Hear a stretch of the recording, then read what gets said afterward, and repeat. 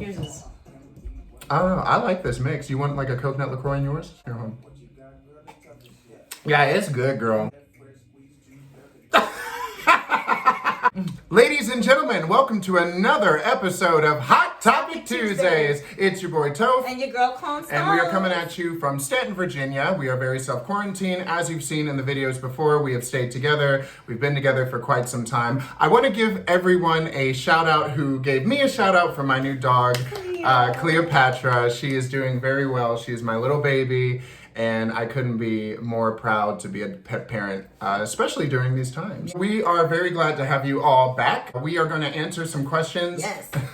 I don't know why I was like, just be like, they're still there. They're still there, yeah. Okay, so someone wanted us to dive into pre-show rituals, backstage fun, and post-show celebrations. So I'm gonna toss that to you and be like, pre-show rituals, do you have any? I think that every actor has a pre-show ritual. I mean, it's very common for an actor to have a pre-show ritual. Mine is, I like to warm up when I have the chance. Like, you know, I was on tour, so what you all may not know is that we, as the tour, we do everything.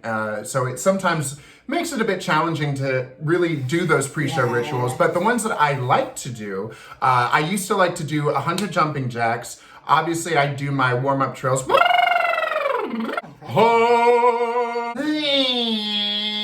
Doing a lot of stretching. I know it depends for me, and I don't know for you, but it depends on the role I'm playing. Every role has a different ritual. Yes. I'm not gonna go in with the same mentality playing bottom as I am going in the same mentality playing as someone like, you know, Claughton, like I did this year, or someone like, you know, Grapes of Wrath and Midsummer Night's Dream are two completely different things. I like to listen to music. Me too. Me too. That I totally agree. So like with each character, I'll try to create like a playlist of like music that just feels like it either kind of like what we do with pre-show music at ASC, you know, like it speaks to like the tone. It's just like the get your head in the game. Antigone, oh my goodness, that Antigone and Cleopatra, those are the ones that I was like. If you haven't seen Antigone, well, you probably won't be able to see it. She was absolutely incredible. What else do you do besides listening to music? Because that's something that we have in common. Yeah. I know every actor does the stretching and stuff like that, but for me, like I said, music plays a huge component. Music is a huge component. Brandon Carter, who is amazing. Brandon Carter, I mean, he is like one of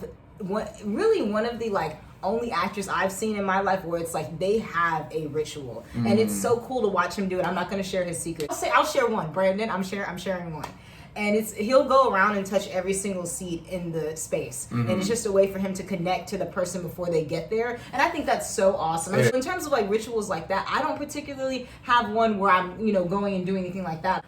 Especially on tour, because the space changed so much. Yeah. I would like to go in and with no one else in the space and stand in the middle of the stage and just take a look around and really like suck everything in, because, you know. What a great ritual to have, because some of those spaces we'd go out to. Now the Blackfriars is a beautiful space, but some of the ones we used to tour with. I mean, Charleston, West Virginia, remember? Yeah. Charleston, West Virginia, that was beautiful. But what does that do for you as an actor, just standing there and taking the space? I mean, first of all, like for the logistics of things, it lets me know, you know, because the space changes, parameters, like, and how close are these gallant stools that we've set up? How close is the front row? Where are going to be my focal points, especially for like Antigone, because there was so much like talking out, and it was like very presentational in a sense, so knowing exactly like where my marks were going to be was really important to me, so that I never got up there and was like, so that was helpful. Well, that's some great pre-show rituals. What about like any backstage fun or like post-show celebrations? Any fun memories? Actually, I've got a really good one. So during Comedy of Errors, Constance and I had a few scenes together. You know what I'm talking about, right? So there was one student matinee where I chose to try to make Constance laugh. There's a meme of this girl, and I don't know if you know what it is, but it's her going like this. And so I did that part of the scene as like a rebuttal to what she said. So it makes sense. He wasn't like he was going against anything. No, I was not going against the text. I like said like it was like something a rebuttal. I tried to throw her a curveball, and I went, and then I didn't break. I went, and so he had his line, blah blah blah blah blah, and went like this to me, and I went, oh, okay, and then I had my line back, blah blah blah blah blah, and I went. And he turned away from me like as he normally would, and then when he turned back, he saw me like, and so he just tears streaming down his face. The children are laughing. I Everyone's couldn't even finish the line. The other actor in the scene had to finish it for me. We've had license to explore, and sometimes that would backfire. I mean, I had that kind of license this year as Bottom. Oh, I bet you did. So it was great. It's great to have that kind of comedy because some comedy has to be tight. Listen, I'm not even going to go into comedy because we could talk about. We should actually have a thing about comedy, and we should invite KP Powell. Do you have any post-show celebrations that you remember? I just really like when we have I love opening night parties. I think ASC has had some really fun ones, especially if you haven't been to Lauren and Benjamin Reed's The Green Room. Oh, it's on Beverly. Oh my gosh, it is incredible. Great appetizers, great beer, and I'm not a beer person, so check them out. I want to kind of pivot. We got a question asking, what are your dream roles, and what about that dream role excites you? I played a dream role, and now I came up with another dream role. Yeah. You know, I feel like would you play Bottom again? Oh, I would play Bottom in a heartbeat. I want to play Bottom again. Anyone who's watching and needs a Bottom for a Midsummer Night's Dream, call your boy Topher. At 540. One role I feel like it's really cliche, but I don't care. Juliet is definitely up there for me. I know, it's so cliche. It's so cliche. I think it's one of those roles that, people have their ideas around what it's supposed to be. I remember seeing the Houston Ballet, and they had Romeo and Juliet, and I was the first time I ever went to the ballet. I remember watching it and thinking to myself, oh my gosh, they're gonna make it.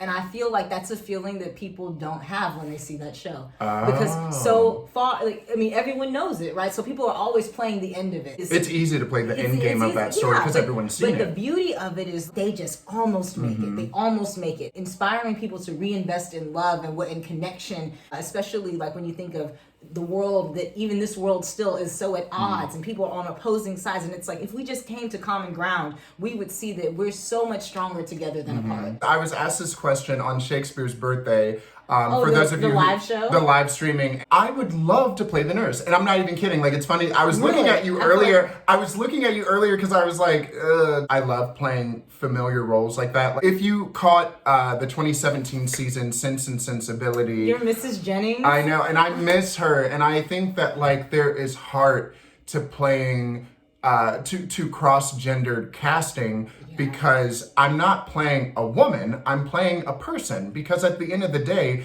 gender is a social construct and we're all just playing people. And if it happens to be a female, a male, gender fluid, I want to play the nurse so bad because I love the heart. I love the heartbreak at the end when you find out that Juliet is dead. I love that relationship. Yeah. That is a role I would shave for. He's not shaving this easily, let me tell you. No, this is how I contour, you see. This is how I contour, babe. So the next question that we have is, are either of y'all in relationships? If so, how do you navigate those relationships with your career? Ooh. I want you to answer this first because you've been in a few relationships. She's been through a few. No, I'm sorry. You've been in a relationship for about a year now. You just celebrated with your significant other. Can we say his name? Yeah, you can say his name. Okay, so she has a boyfriend named Jack, who I love. How did you navigate your relationship with your career? Well, the cops are coming. Hold on. They coming to get you, girl? Did you not sanitize? Welcome back. Okay, so I got a couple of rules. Trying not to mix business with pleasure is real easy in this industry to date people in your cast or whatever, and not that can't happen or shouldn't happen. It's just, if it does happen, make sure that everyone's on the same page and that you can really separate those things. We are very open with the communication because this industry, we get close to people. You're playing opposite someone and you've got to be, if I'm Romeo and you're Juliet, we got to make them believe that we're in love. It's pretend, but then when we're up there, it's got to be the thing. And so what I try to do is I always keep that doorway of communication open for me to say, before you come and see this show, this is happening, that's happening. And it's not that he's asking me to do that. It's something that I want to do. Because I never want to catch him off guard. Like when we did Henry IV Part 1 and KP and I had that hot spring. And it was hot. It was very hot, girl. It was very hot. Let me tell you what, I had to clutch my pearls and I was fanning my loins. I mean, what we do in privacy is one of the most vulnerable things we do on stage. Exactly. Ooh, that was a word. That was a high five. But before Jack came to see the show, I said, hey, before you come to see the show, just so you know, this is a very intimate scene. We get very, very close. And he was very supportive, but I wanted him to have that in the back of his mind coming in so that he just wasn't caught off guard. Right. Because that's just a respect thing. It is a and respect everyone thing. works differently. But what about you?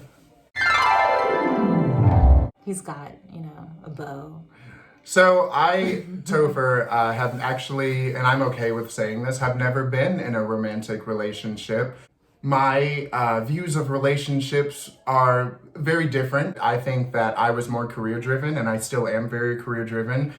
So I am actually talking to someone right now. We both have expressed that we love each other. That is a first for me. Living single has been my normalcy. And how do you being anticipate... 28, and not being in a relationship is a very scary thing. And then to say you love someone romantically. Well, it's great to hear you say what you did. Yeah, but I'm saying, like, with knowing that this is a new thing for you, and it's a new thing because it would be a new relationship in general, so it's new, but then it's very new to you. How are you anticipating integrating this relationship with your career? My thing is, support on both ends is the best kind of support. I will support him and his future endeavors and his career. As long as we both support each other and, like you said, are on the same page as far as communication, nothing bad can...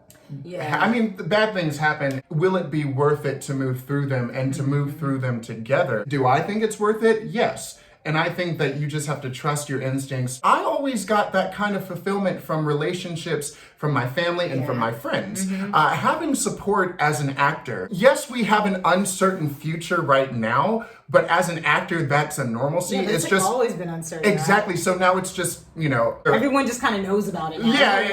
Yeah. So you never know where you're going to be in your career as far as an actor goes. And I'm sure with anyone, but especially for me, because I live that truth as an actor. So having my mom and my grandmother, who I'm very close with, and they support me all the time, and it's great because they're close. I live 2 hours away from Staunton, Virginia, so if I ever needed to go home, I can be there, and I think that's what's lovely, and they've supported me all throughout my life. And there are some people who don't have that support, so then where do we turn to? We turn to our friends. We turn to our theater community. If you take care of people, people will take care of you. Absolutely. That's the thing that I've learned. I think relationships in general, having this kind of career, there are hurdles you have to overcome. There are things you have to cross, and the good ones will stay. That's how we navigate relationships with our career. But folks, that is all the questions we have. Like I said, please feel free to comment in the section below. Ask us all the questions. I can't emphasize that enough. Ask the questions you're really curious about. Don't be shy. It's called Hot Topic Tuesdays for a reason. It's not called Cold Topic lukewarm tea Tuesdays. Unsalted Chicken Tuesday. Unsalted Chicken Tuesday. You get it? Yeah, seasoning chicken. Anyways, if you guys have burning questions that you're like, man, I really want to get to the core of this, ask, because we're ready. Please do. And before we go, okay, so as you all may have seen at the very beginning of this video, Constance and I make ourselves little drinks. We do. Today we chose a bit of a sweeter dessert because we made ourselves dinner before we did this Hot Topic Tuesday. And I can't tell you how great this drink is. It is a mixture of coconut LaCroix, Bailey's, and an airplane bottle of Malibu. And you just mix it together, and it's just so good. It's like something you get at Sonic. Yeah. You know what I mean? It's like frothy. Oh, it's so good. But anyways, thank you all again for coming and joining us on Hot Topic Tuesdays. We'll see you next week, and wash your hands. Wash your hands.